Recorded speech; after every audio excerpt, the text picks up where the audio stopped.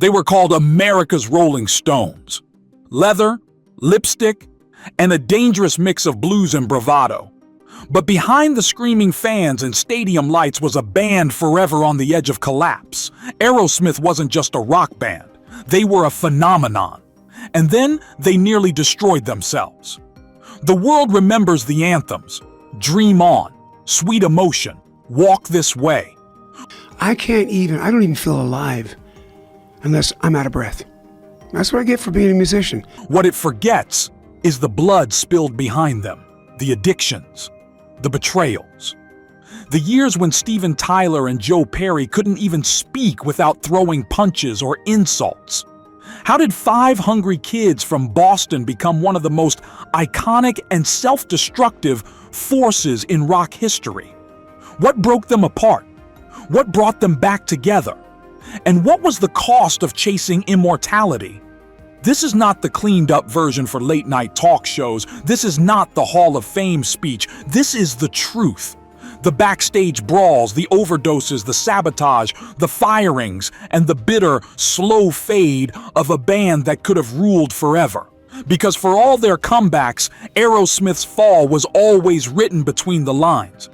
In the silence between choruses, in the looks exchanged on tour buses, in the pills passed under tables. Tonight, we're telling the story they tried to bury. Welcome to Shadows of Rock, where legends live loud, even in silence. We tell the untold stories, the hidden struggles, and the raw truth behind the icons who shaped rock history. This is Shadows of Rock. The light fades. The music never does. Chapter 1: Back Alley Blues and Velvet Dreams. Before the limos and platinum plaques, Aerosmith was just a gritty bar band clawing its way through the smoky underbelly of Boston. It all started in 1970. Steven Tyler, the son of a classically trained pianist, wasn't born into the chaos, but he craved it. His voice was a force of nature, high and ragged like a street preacher on fire. And when he crossed paths with a shy, blues-loving guitarist named Joe Perry, something clicked. Tyler called it the other half of my brain. They were joined by Tom Hamilton, Joey Kramer, and eventually Brad Whitford. 5 young men hungry for something bigger than their small-town shadows. They rehearsed in barns, slept in vans, hustled gigs anywhere that would let them play. Their sound wasn't polished, it was raunchy, raw, and full of swagger. A sleazy fusion of Yardbird-style blues and psychedelic bombast. They didn't care about being perfect. They cared about being loud. The 1973 debut album was a modest start, but one track hit different. Dream On, a ballad soaked in melancholy, grit, and ambition. It didn't explode overnight, but it planted the seed. Then came the breakthrough, Toys in the Attic in 1975. Walk This Way, Sweet Emotion. Suddenly, they were rock gods. But even in the glow of their meteoric rise, cracks had already begun to show. Tyler and Perry, dubbed the Toxic Twins, were diving headfirst into cocaine, heroin, and anything that burned fast and left scars. The press ate it up, the fans worshipped them, and the band mistook chaos for chemistry. In the early days, it worked. The tension, the edge, the danger, it fueled the music. But the same flame that lit the sky would later scorch everything in its path. They weren't just making hits, they were building a time bomb, and they didn't know how to stop. Chapter 2: The Kingdom of Excess. By 1976, Aerosmith had gone from opening bars to headlining stadiums. Money poured in like floodwater, so did fame, so did poison. They were living in mansions they barely remembered buying. Cocaine was everywhere. Dressing rooms, limo consoles, guitar cases. The band called it fuel, but it was gasoline on a fire already raging inside them. Steven Tyler was a spectacle. Bare-chested, scarves flying, lips snarling into the mic like a man possessed, but off stage, he was barely holding it together.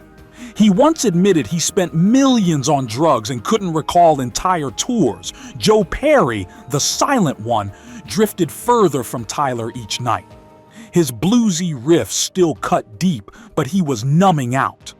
The connection that had once made them unstoppable was now a silent war of egos and exhaustion. They didn't talk much. They didn't need to. Resentment has its own language. 1977's Draw the Line was supposed to cement their status. Instead, it revealed a band stretched thin and spiraling. The sessions were chaotic. Tyler was so high he could barely sing. Perry barely showed up. Yet somehow the fans kept coming. The music still sold. The machine rolled on, even as the gears began to grind. Behind the scenes, managers tried to rein them in. Doctors came and went. Girlfriends turned into enemies. Band meetings turned into shouting matches. At one point, they brought in a road doctor, a guy whose only job was to make sure Tyler stayed alive long enough to get through a set. The music, once born of hunger and brotherhood, now came from obligation and overdose. But no one could stop the ride. Not yet.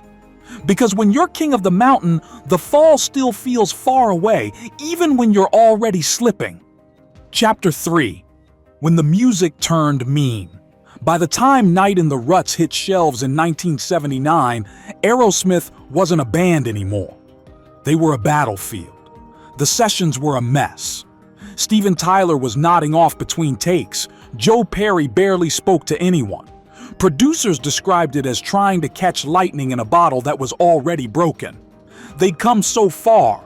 Platinum records, magazine covers, sold-out tours, but somewhere along the way, the music stopped sounding like a celebration and started sounding like a warning.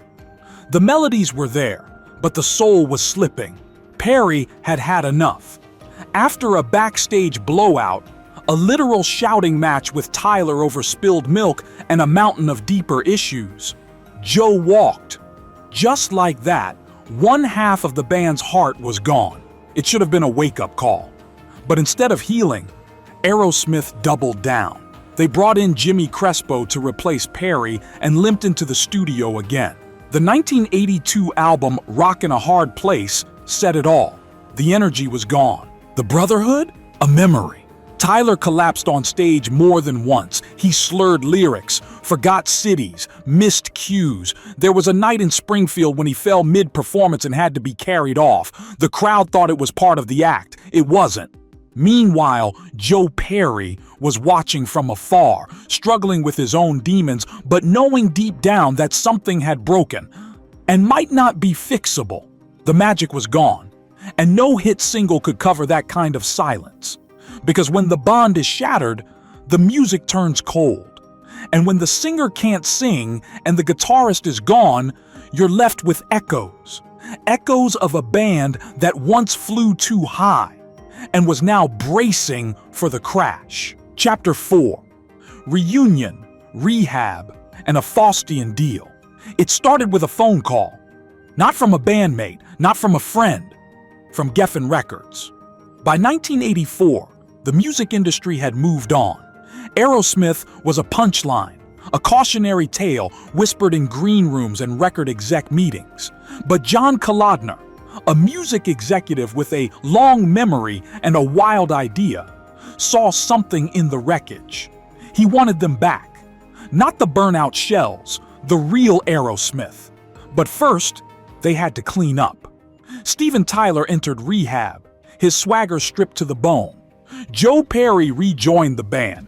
Tom Hamilton said it felt like watching ghosts try to remember who they were. It wasn't easy. There were fights, relapses, screaming sessions.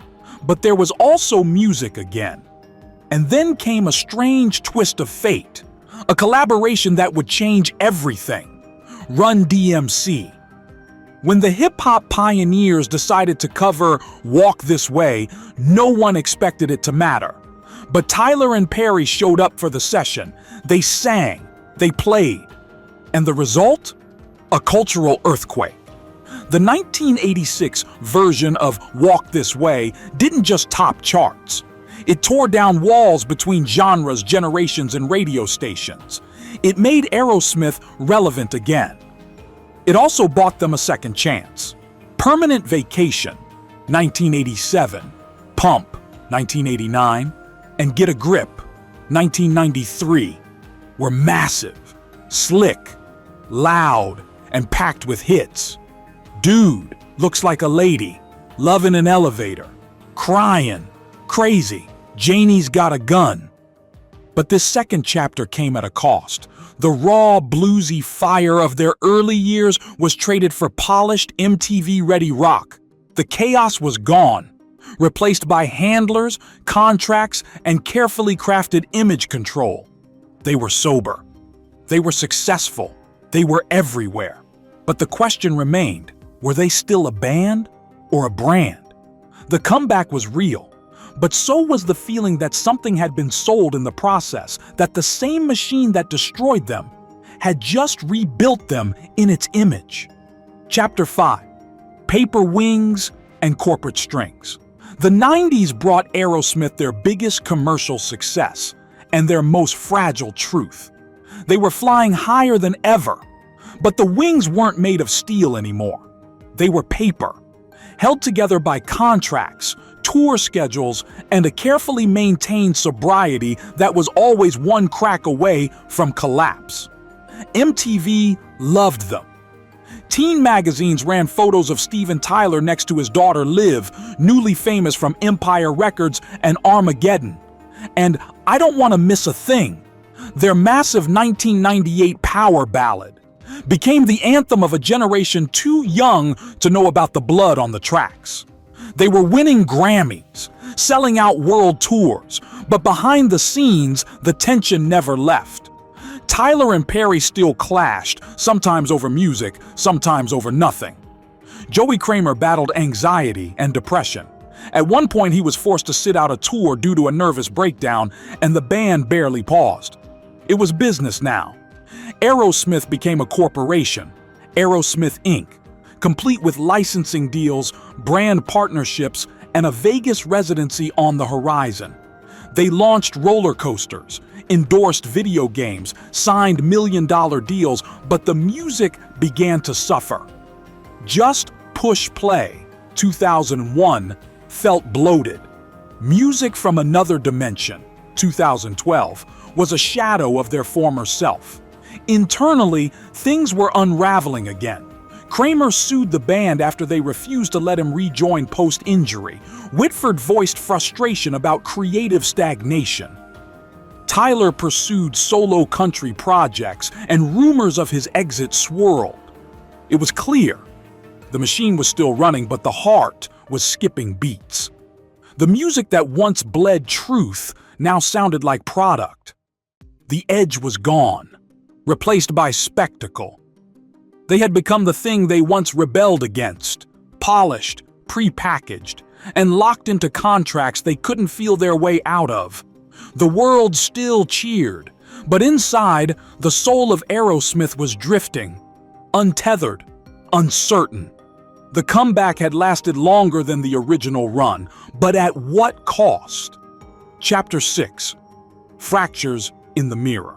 By the 2010s, the cracks in Aerosmith's foundation were no longer behind closed doors. They were public, and they were painful. Steven Tyler had become more than a frontman. He was a brand of his own, an American Idol judge, a country music flirtation, a tabloid figure. For a man who once spat lyrics through a haze of heroin, he was now delivering critiques on primetime television. To some, it was reinvention. To others, especially inside the band, it felt like betrayal. Joe Perry didn't hide his frustration. He said the band often found out about Tyler's solo moves the same way fans did, on the news. He called it like being married to someone who cheats on you in public. Meanwhile, Joey Kramer faced a personal storm. His wife passed away in 2022, and when he needed time, the band replaced him without hesitation. When he tried to return, they told him no, citing his performance readiness. He sued them. He lost. Brad Whitford, long the quiet backbone, began voicing doubts about continuing. He questioned the point of it all. The lack of new material, the endless touring, the silence between old friends. And in the midst of it all, the unspoken truth grew louder. They didn't really like each other anymore. Respect? Maybe. Familiarity? Definitely. But friendship? That had been buried decades ago, somewhere beneath the stage lights and burned-out dressing rooms. Still, they played on. Contracts needed fulfilling. Fans still showed up. And Aerosmith, no matter how broken, was still a name that sold out arenas. But off stage, Tyler slipped again. Reports of relapse, stints in rehab. The voice that once soared now struggled to find breath. The music became nostalgia. The connection faded. They were no longer five brothers chasing a dream. They were five men chasing a memory. Chapter 7. The Long Goodbye. In 2023, Aerosmith announced what they called their final tour, Peace Out. The name was casual, cheeky, the kind of wink only rock legends could get away with. But for those who had followed the band from the back alley bars to the Vegas stages, it carried the weight of finality. This time, it felt real. Steven Tyler was 70, Joe Perry wasn't far behind, and while the swagger still flickered under the lights, the years had done their damage. Tyler's voice, once a primal scream of sex and defiance, was a ghost of its former self. Thin, fragile, like it might break mid-note and never come back. And then it happened. Halfway through the tour, Tyler suffered vocal cord damage, a bleed. Doctors ordered an immediate stop. Dates were canceled. The road, once endless, now had an exit sign. But even before the injury, something felt different. The chemistry, once volatile and electric, had settled into a kind of numb routine. They hit their marks, played the hits, waved to the crowd. But the fire? It flickered in Tyler's eyes some nights, in Perry's solos. But it wasn't sustained. Backstage, sources described silence, separate dressing rooms, minimal interaction. They were co-workers now, not comrades. And yet, the music still moved people. Dream On still brought tears. Sweet Emotion still sent chills, because what Aerosmith had created in the 70s wasn't just rock. It was emotional architecture. It built memories, marked eras, became the soundtrack to heartbreak, rebellion, and youth. Their fall wasn't sudden. It was slow. Erosion over decades. Until what was left was a monument. Cracked, weathered, but still standing. Not because it was untouched, but because it had survived the storm. Chapter 8. Legacy.